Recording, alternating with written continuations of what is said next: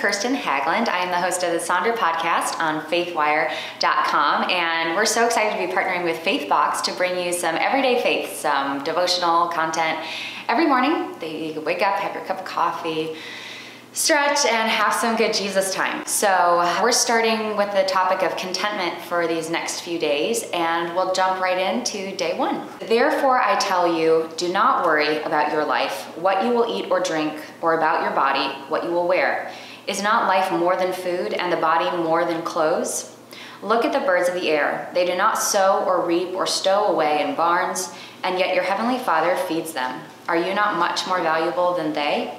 That's from Matthew chapter 6, 25 through 26. Contentment is not easy. Let's just start right there. I live in New York City, and I will tell you, the pace here, the pressure, the intensity of life is just off the charts. And really, when I travel a lot, I see that even though there's a stereotype about big cities, that there's more pressure, really the pressure is on everybody, no matter if you live in a small town or a big city, to perform, to do well, to want to get to the next level in your career, with your family. And of course, with social media, there's always that intense comparison of your life to someone else's life, and this feeling that you're always wanting more. The idea of contentment, this biblical principle, is sometimes really, really hard to swallow because it seems totally adverse to what we're raised to believe. And so how do we live in contentment? And of course, that's something we're going to explore over the next several days. But I want to just take a moment to talk about these things specifically in Matthew, that of course, this is Jesus talking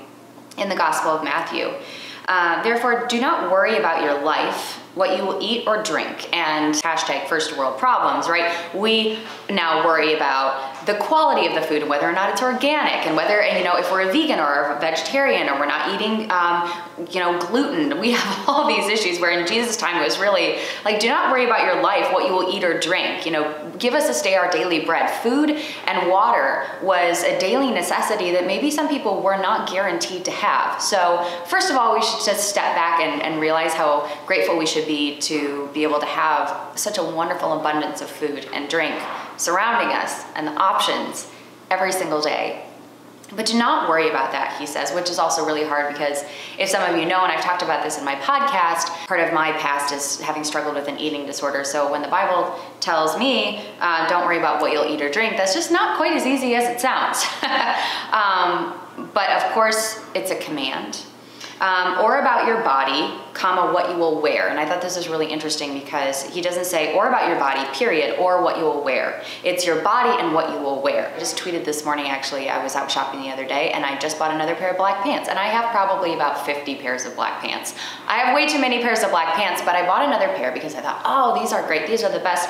And I know that seems like a trivial, shallow thing, but a lot of us put a lot of thought, care, and concern into what we look like and how we dress, because not just is it a venue of self-expression, it is a way to express to other people who we are, and we get appreciation, admiration, respect, love, attention from others because of what kind of clothes we wear, whether they're designer, how much they cost. Jesus is saying here, don't put your worth in that. Be content with your body and what you wear.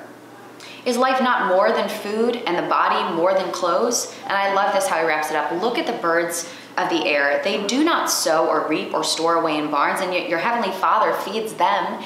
And it's just so amazing because I love nature. And I just encourage you, if you're stressed or you're feeling anxious or a lack of contentment, go out and take a walk in nature. Take 5 minutes to go to the park and just have some peace and quiet and stillness, and look at the birds and look at the trees and look at the leaves. It is incredible. Nature has such a beautiful way of operating, and it's so complex, and yet God takes care of nature. He takes care of every single creature, from ants, which I hate, and spiders, to these beautiful sparrows, to my precious little dog at home. And if he's gonna take care of these tiny creatures that he put on this planet, is he not gonna take care of me? The most important thing is when we look and we start thinking about contentment, you think about, where am I focusing my energy on things that don't matter, right? And what kind of food I'm gonna eat every single day, what kind of clothes I'm gonna put on, whether or not I'm gonna have tomorrow, whether or not I'm gonna have a job, but all of these things, yes, they're important, but in the grand scheme of things,